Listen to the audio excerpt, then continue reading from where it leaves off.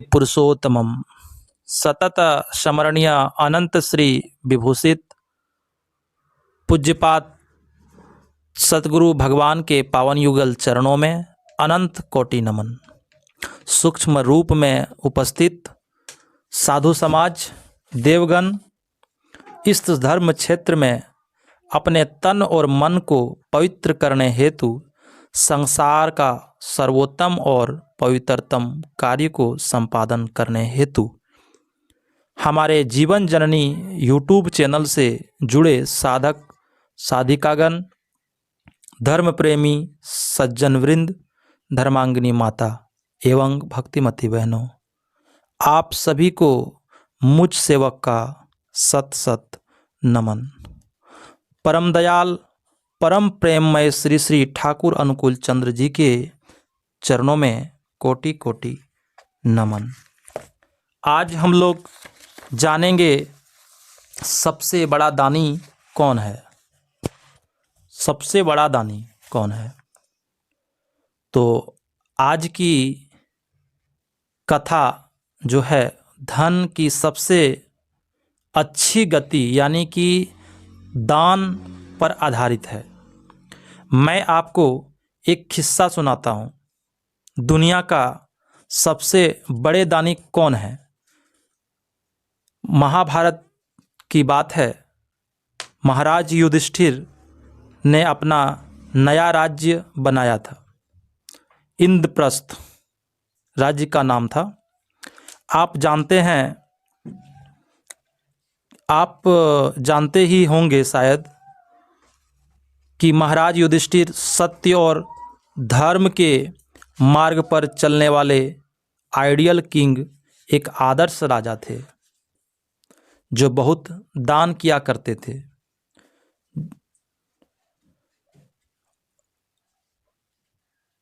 और उसके सामने यानी युधिष्ठिर महाराज के सामने जो कोई भी आते थे और कुछ मांगते थे, युधिष्ठिर महाराज अपने द्वार से कभी खाली हाथ नहीं लौटाते थे। धीरे धीरे युधिष्ठिर महाराज का यश फैलने लगा, प्रसिद्धि फैलने लगी। अच्छाई और प्रसिद्धि के साथ साथ इंसान का बुराई भी चलती है। लेकिन युधिष्ठिर महाराज जी मनुष्य थे, बहुत सारा दान करते थे और चारों तरफ तरह तरह के दरबान भी गुणगान में लगे हुए थे। वैद्य ऋषि सब कहते थे, साहब संसार में आपसे बड़ा दानी कोई नहीं है, बाकी सब बेकार है। इस राज्य दरबार में एक दिन एक राज्य दरबार में चर्चा चल रहा था कि सबसे बड़ा दानी कौन है। सब एक सुर में बोले, आप हैं महाराज युधिष्ठिर। लेकिन उसी सभा में इस संसार को संचालित करने वाले भुवन मोहन कन्हैया श्री कृष्ण बैठे हुए थे। युधिष्ठिर के तरफ देखते हुए श्री कृष्ण ने कहा, भाई साहब, आप दानी तो बहुत हैं, बहुत बड़े हैं, पर आपसे बड़ा दानी और एक है। उसके टक्कर में आप नहीं हैं और उसका मुकाबला नहीं कर सकते हैं।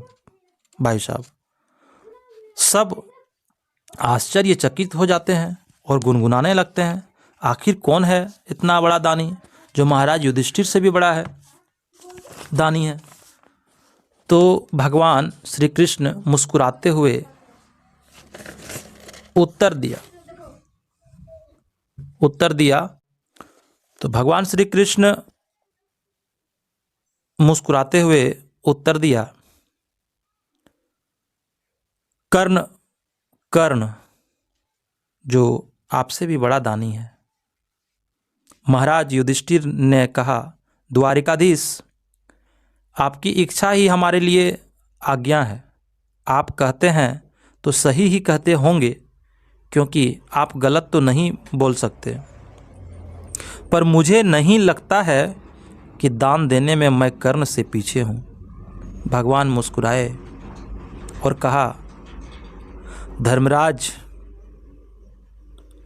धैर्य रखिए। दुनिया में हर बात की परीक्षा होती है, हर चीज़ की परीक्षा होती है। आपके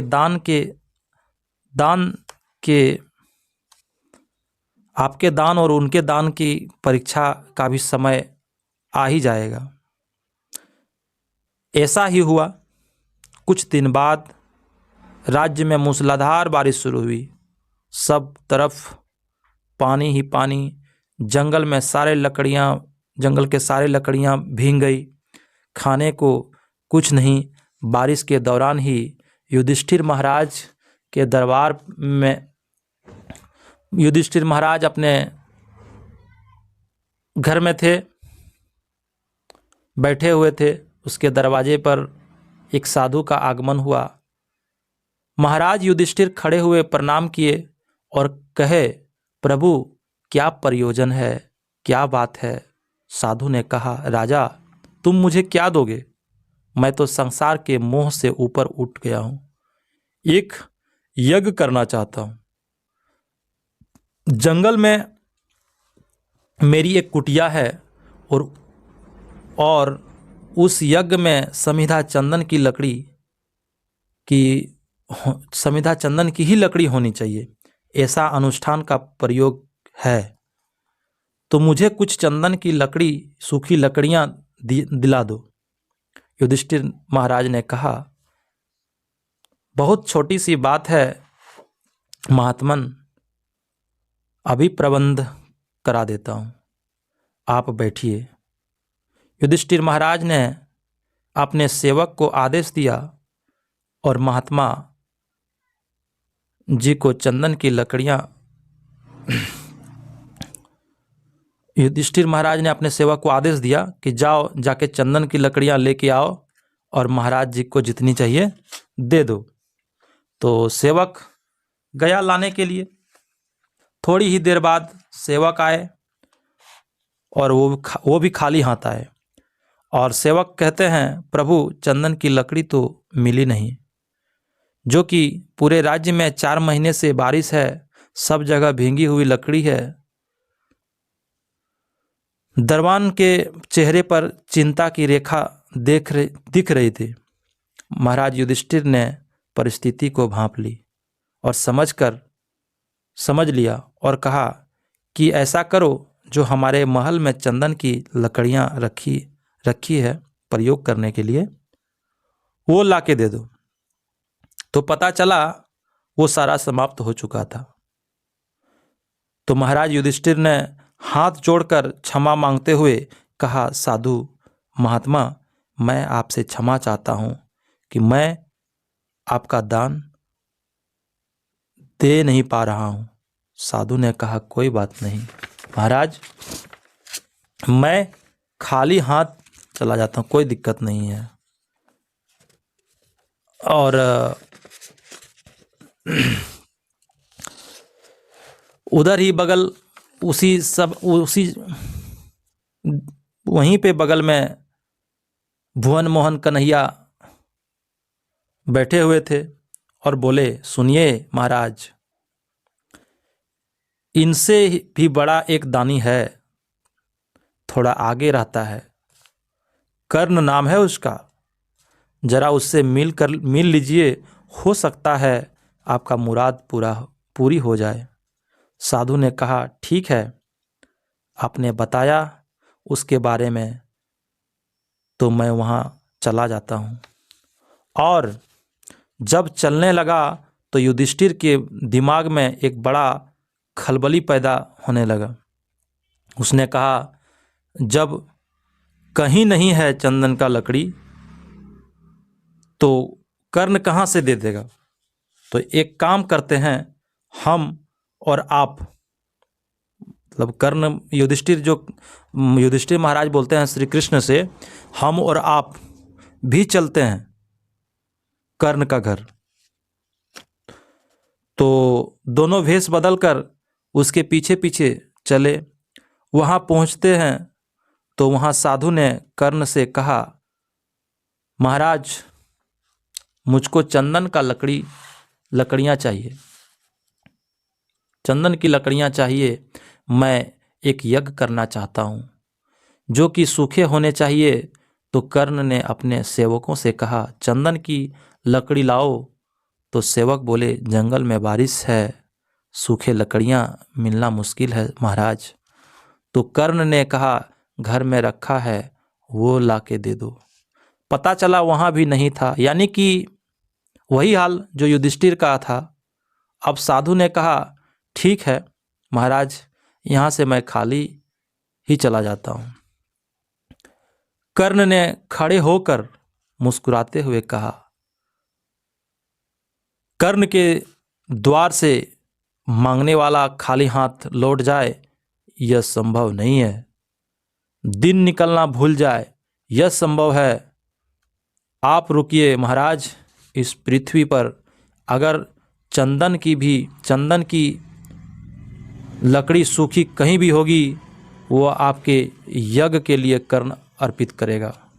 यह सुनकर साधु रुक गए और उसी क्षण कर्ण के मस्तिष्क में एक दिमाग आया। तुरंत सेवकों से कहा, सुनो, मैं और महारानी जिस कक्ष में सोते हैं उस कक्ष के खंभे और छत चंदन की लकड़ियों से बनी हुई। मैं रोज देखता हूँ और उसकी सुगंध अनुभव करता हूँ।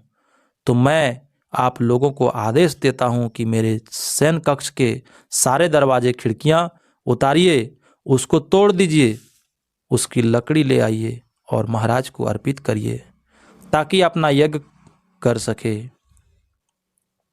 यूं ही कर्ण का शयन कक्ष ध्वस्त कर दिया गया और महाराज को चंदन की लकड़ी दे दिया गया। पास में भेष बदल कर खड़े हुए भुवन मोहन भगवान श्री कृष्ण कन्हैया ने मुस्कुराते हुए महाराज युधिष्ठिर के तरफ देखकर कहा, प्रभु, महल के द्वार और खिड़कियां तो आपके भी चंदन की लकड़ियों से ही बनी थी, लेकिन आपके पास वो दृष्टि और मन नहीं था जो दानवीर कर्ण के पास है। महाराज युधिष्ठिर ने कुछ नहीं कहा और हाथ जोड़कर श्री कृष्ण के सामने क्षमा याचना की। और उस समय स्वयं समय ने संसार के सबसे बड़े दानी के रूप में कर्ण की घोषणा कर दी। इस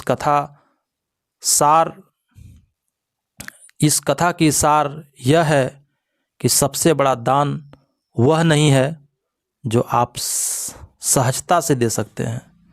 अक्सर लोग घर में जो काम नहीं आते हैं, जो चीज़ घर में उपयोग नहीं किया जाता है, उसको दान दे देते हैं। यह कोई दान नहीं है। लेकिन उन सेवकों को जो आवश्यकता होती है, वो आवश्यकता जो आपके भी काम में आए, अगर आप अपना काम रोक कर उन्हें दे सकते हैं, उसे प्राथमिकता समझकर, तो आप दानी कहलाएंगे। राज्य के चंदन के पेड़ की लकड़ियां और राज्य के कोष के धन लेकर अगर आप चंदन की लकड़ियां किसी साधु को देते हैं तो दानी नहीं कहला सकते हैं। आप अपनी सुविधा को असुविधा में बदलकर समस्त दायरों से उठकर अपने शयन कक्ष की खिड़कियां और दरवाजे तोड़कर उसके छत को तोड़कर अगर किसी का यज्ञ को मंगल कर सकते हैं, तभी आप दानवीर कर्ण कहलाएंगे और दानवीर कर्ण कहला सकते हैं। आज के लिए इतना ही। जय गुरु।